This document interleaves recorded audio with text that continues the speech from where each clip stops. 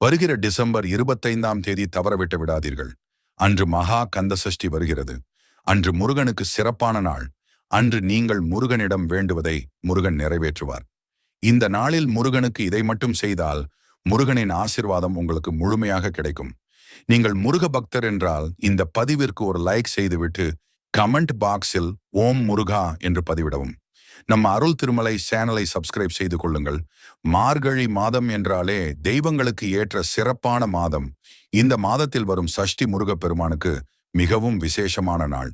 இந்த நாள் அன்று முருகனின் முழு பக்தியோடு வீட்டிலேயே அல்லது கோவிலுக்கு சென்று முருகனுக்கு பிடித்த செவ்வரளி பூமாலை அணிவித்து முருகனுக்கு 6 நெய் தீபங்கள் ஏற்றுங்கள்.